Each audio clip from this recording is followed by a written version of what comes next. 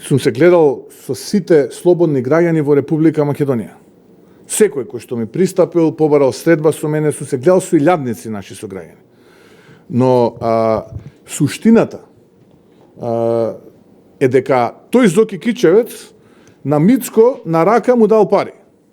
Ете, тоа е вака суштината, да бидеме јасно и транспарентни која е интенцијата на СДСМ и на тој начин се сакаат да го вовлечат Мицко во целата оваа рашомунијада наречена рекет. Дури до мене стигна информации дека дел од властодржците, додека овој осомничен е таму каде што е, му приоѓаат со понуда за милост да даде ваков исказ. Затоа ја велам. Еве, дајте доказ дека тоа се случило, дека јас сум посегнал по такво нешто, дека се случило тој инкриминирачко дејство, јас сум подготвен одма да понесам одговорност. Доброволно во истражниот затвор да се пријавам. Не треба Рускоска, не треба Реджеп Агич, никој сам ќе се пријавам. Еден доказ да дадат. Воспротивно, треба да ги повлечат тие прашања и да дадат нови прашања, пошто за овие еве добија одговор.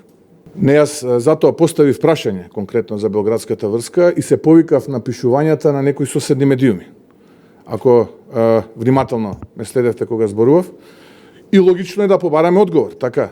Јавен интерес е во прашање да побараме одговор, бидејќи гледаме дека дел од тие луѓе кои што се дел од таа така наречена Белградска врска, деновиве добија продолжување на договорот во владата како советници на првиот човек на владата.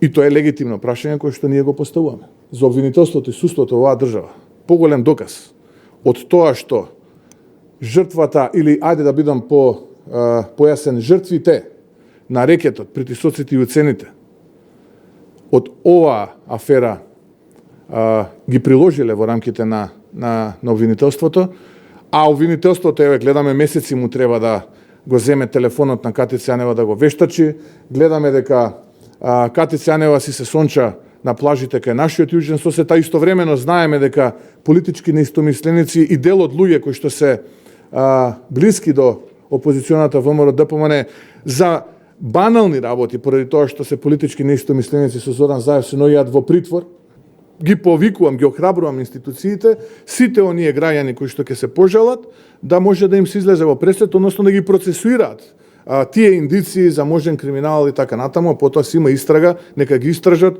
доколку се формира обвинение, ќе има судски процес, предпоставувам, на крајот од тој судски процес ќе има осудителна или ослободителна пресуда, така би требало да функционира едно независно судство и обвинителство. Слободниот пат на овој криминален октопод на власт е започнат. И тука не треба никој да има дилема. Но во многу наврати во минатото сум зборувал, еве, и тоа ќе биде дел од одговорот на вашето прашање, политичката стратегија и битка не ја замислував како брз спринт на 100 метра. Нити пак некој во раководството на ВМРО-ДПМН, нити пак некој од нас очекува брз спринт и пораз на 100 метра, туку очекува тежок маратон.